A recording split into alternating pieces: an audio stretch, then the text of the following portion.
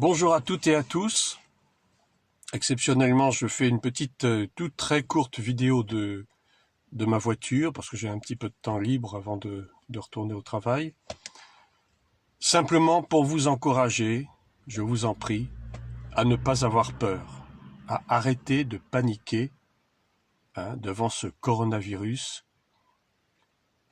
Il n'est pas mortel à 100%, on le sait déjà. Le taux de létalité, effectivement, est compris entre 3 et 5%, mais on est bien loin d'une mortalité, j'allais dire, totale et radicale que beaucoup se mettent dans la tête. Non, il n'est pas mortel à 100%. Il y a différents moyens de s'en prémunir, effectivement. On a des moyens physiques, des moyens matériels de s'en prémunir. Vous les connaissez certainement déjà, et beaucoup on en parle d'ailleurs sur les réseaux sociaux. Vous pouvez les appliquer, bien entendu.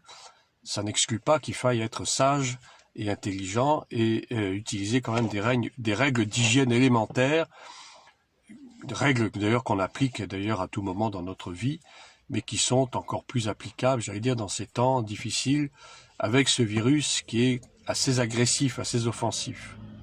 Je vous en prie, arrêtez d'avoir peur, arrêtez de paniquer.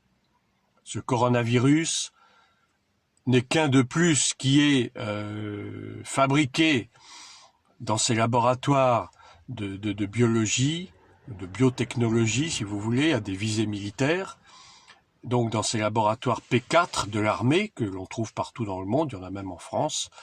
Et donc à Wuhan, en Chine, le laboratoire P4 a donc testé ce virus, ce coronavirus, qui a été fabriqué, bien sûr, et ensuite qui a été trafiqué de façon à le rendre offensif, de le rendre létal dans un petit pourcentage de cas, et afin de créer cette épidémie, cette pandémie. C'est une attaque démoniaque. Spirituellement, c'est une attaque démoniaque que le Seigneur a voulu simplement pour forcer le monde, forcer les gens à croire en lui, à croire qu'il est le seul sauveur de l'humanité. Les religions n'ont jamais sauvé qui que ce soit. Les religions, depuis l'Antiquité et même avant, ont été fabriquées par l'homme. Les religions ne sont pas de Dieu. Une fois pour toutes, il faut qu'on se mette ça dans la tête.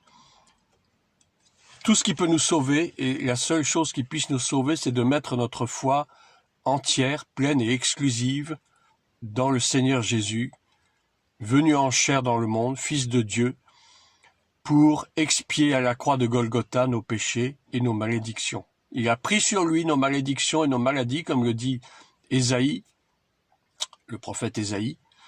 Il est le seul recours, il est notre seule sauvegarde, il est notre seul remède, entre guillemets, contre toute attaque démoniaque et particulièrement contre toute maladie. Et je voudrais citer ce psaume 91, que beaucoup déjà ont cité dans les réseaux sociaux, à juste titre, qui nous dit notamment dans ces versets suivants « Je ne craindrai ni les terreurs de la nuit, ni la flèche qui vole de jour, ni la peste qui marche dans les ténèbres, ni la contagion qui frappe en plein midi. » Ni la contagion qui frappe en plein midi. Faisons nôtre ce psaume, n'hésitons pas à le réciter matin, midi et soir comme un médicament. Ce n'est pas un fétiche, ce n'est pas un gris-gris non plus, la parole de Dieu n'est pas un fétiche, la parole de Dieu est réelle, la parole de Dieu est vivante, elle est la vérité, celle qui nous permet de triompher de toutes les embûches du malin. Et je voudrais m'adresser à ceux qui regardent ces vidéos et qui ne sont pas croyants, qui ne sont pas chrétiens. Il est le temps pour vous de fléchir les genoux devant Dieu, de reconnaître que vous avez vécu sans lui pendant des années, voire des décennies, qu'il est temps maintenant de se tourner vers Jésus-Christ, le seul Sauveur et Seigneur, le seul qui soit mort et ressuscité. Personne d'autre que lui n'est mort et ressuscité. Beaucoup sont morts, mais tous ne sont pas ressuscités, à part lui. Il est le seul. Mettez votre foi en lui, acceptez-le comme votre Seigneur et Sauveur, Il est grand temps maintenant de nous tourner vers celui qui peut nous sauver de la déroute, qui peut nous sauver des catastrophes à venir. Le monde est en pleine déroute, le monde est en pleine déconfiture, mais nous ne devons pas baisser les bras. Au contraire, nous devons redoubler à la fois de vigilance et partir en guerre contre tous ces hordes de démons qui cherchent à nuire à l'Église, qui cherchent à nuire aux chrétiens et qui cherchent d'une façon générale à nuire au monde entier. Mais encore une fois, n'ayez pas peur, ça ne sert à rien. La peur et la panique ne sont pas des remèdes, au contraire, ce sont ces choses qui permettent d'aggraver la situation. Dans la peur et dans la panique, on fait n'importe quoi, on fait des bêtises, et ça n'ajoute rien du tout. Ce n'est pas du tout un remède efficace.